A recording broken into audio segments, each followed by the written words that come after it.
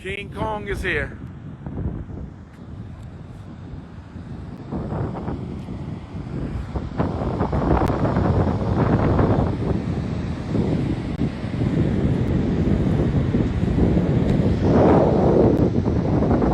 We got possibly Southern University on Friday, April 30th.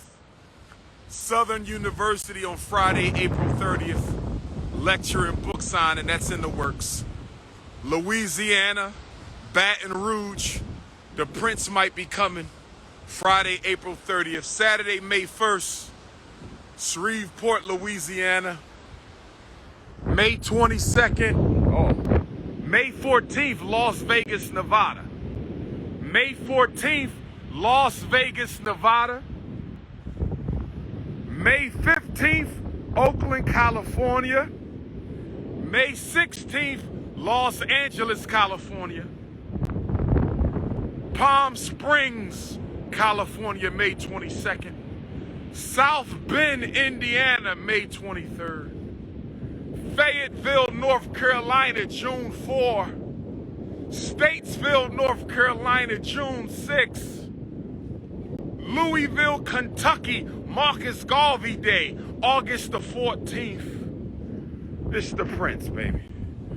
If not me, who? If not here, where? If not now, when, brothers and sisters? I had to come holler at the ancestors. I had to come and meditate with Orisha, Olokun, and Yemonja.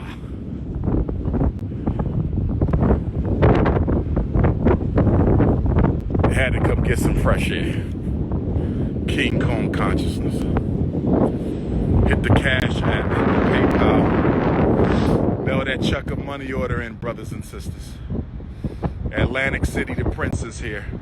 I just came to empty my mind, clear my mind, so I can get back out in the fight. We gotta stay focused. We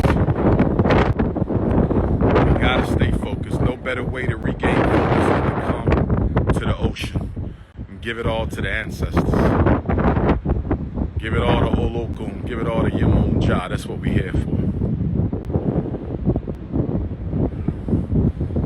You can take the slave out of slavery, but until the slave takes the slavery out of himself, he'll never be free. You can take the slave out of slavery, but until the slave takes the slavery out of himself, he will never be free. Post-traumatic slavery disease. The worst illness ever created. Worse than AIDS. Worse than cancer. Post-traumatic slavery disease is the worst disease ever created. Because it turns you and your mind into a living cancer against African consciousness. Post-traumatic slavery disease is a cancer of consciousness that spreads through the whole mind and the whole community. Post-traumatic slavery disease is a cancer of the consciousness that spreads through the whole mind. You got you a white girl, that's post-traumatic slavery disease. You praying to a white Jesus, that's post-traumatic slavery disease. You ran from a black ghetto to a white suburb, that's post-traumatic slavery disease. You got your kids at a white school worshiping white folks and white intelligence, that's post-traumatic slavery disease. You got a head full of blonde hair, that's post-traumatic slavery disease. You dating and mating with the same gender, that's post-traumatic slavery disease. You one of them I ain't from Africa coons, that's post-traumatic slavery disease, brothers and sisters. We need healing. We need healing, brothers and sisters. Then they want to get mad at me because I'm going to say things that the other scholars won't say. Then they want to get mad at me because I'm going to say the things that the other scholars won't say. They want to get mad at me because I'm going to say the things that the other scholars won't say. But I could care less.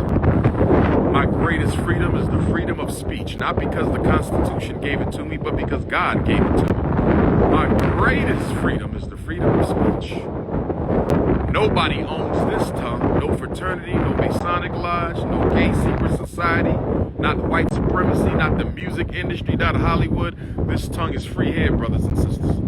When I speak, you listening to God. This is the voice of God talking to you. ego of the Negro is killing our people. I said the ego of the Negro is killing our people, brothers and sisters.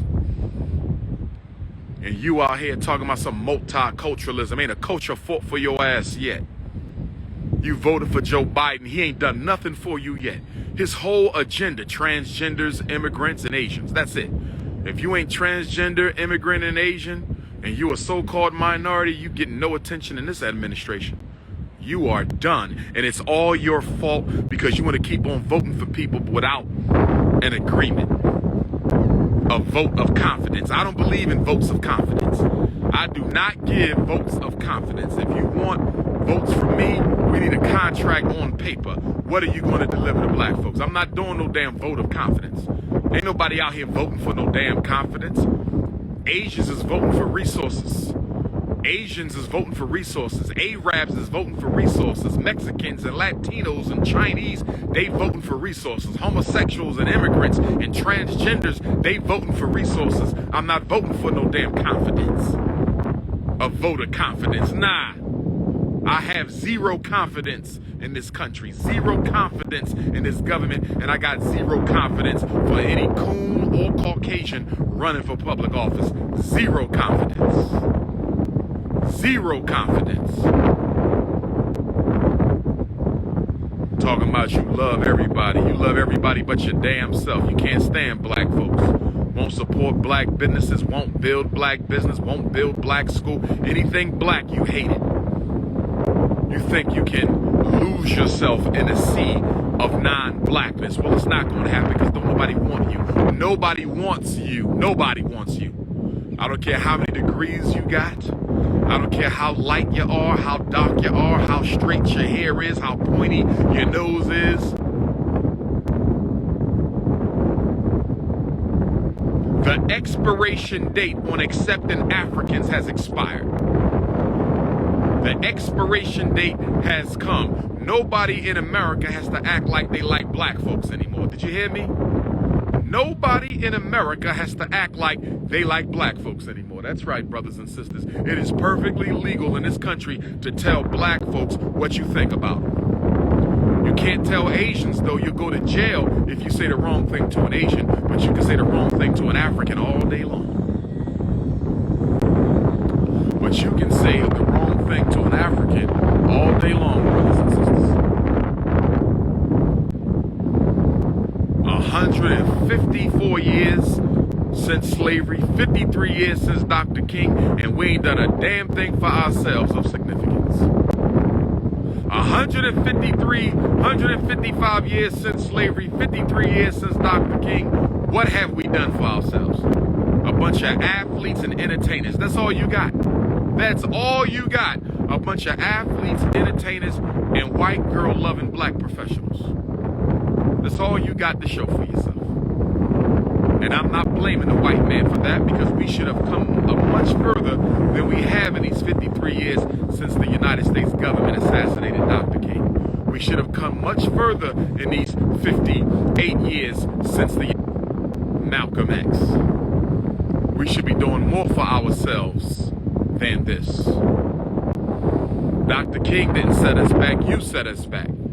You set us back with your lazy, no doing anything for the race ass. You set us back. Don't talk to me about no Dr. King. You set us back. What have you done for the race?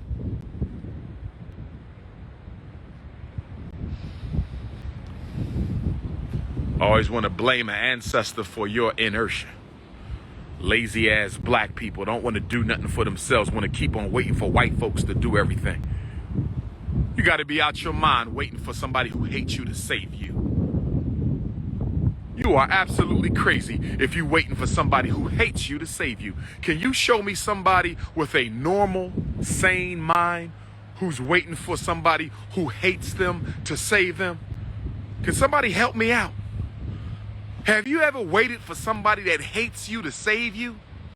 Have you ever waited for someone who hates you to save you? Somebody help me with that because I'm lost. Somebody help me with that because I'm lost. Because black folks been waiting for 53 years for somebody who hates them to save them. It doesn't make any sense. It doesn't make any sense. And in the meantime, they wasting $2 trillion with the same Asians who stealing all their rights right now. The gays that stole your rights, the transgenders that stole your rights, the Latinos that stole your rights, the Mexicans that stole your rights. Now the Asians going to still steal your rights. And it's easy to steal them because you want to share them with everybody. You want to share them with everybody. Black folks don't want nothing for black people. You don't want nothing for your own people. You want nothing for your community. You want to share everything with everybody. You want to share everything with everybody. Lord have mercy. If you share everything with everybody, what's going to be left for your people? If you share everything with everybody, what is going to be left for your people? Black power. Yes, sir. One love, King. I appreciate that. Let's do it. Let's come do the picture, my brother. I came out here to get some fresh air by the ocean. You know what I mean? What's the name, King? Richie Collette. Pleased to meet you, brother. Nice Richie. to meet you too, bro. I'm from Atlantic City. I saw you from live. Atlantic City. All right. Yeah, I I'm drove on up. Clubhouse with my friends.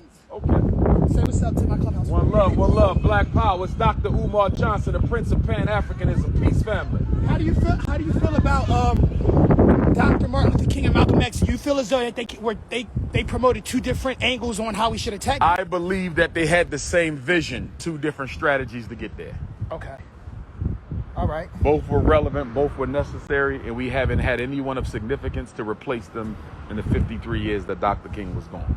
Yeah, we had a good debate this morning about the two, and like one was more of a peaceful protest, while Malcolm X was like more of a... Well, Dr. King had to be nonviolent because he was operating in the South. You understand? Right. He could not talk Malcolm's talk in the South. Correct. Malcolm wouldn't have talked Malcolm's talk in the South. You understand? Right. They were in two different contexts, two different theaters of war, and so they had to use two different weapons. Right. Same mission, different strategy. I appreciate it.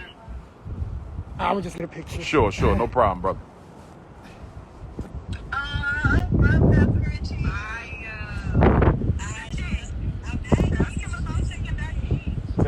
Take my number.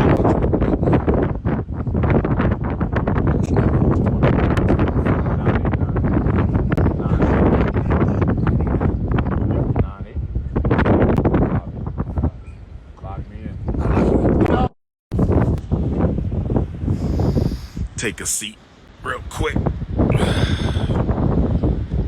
Take a little seat. Relax a little bit.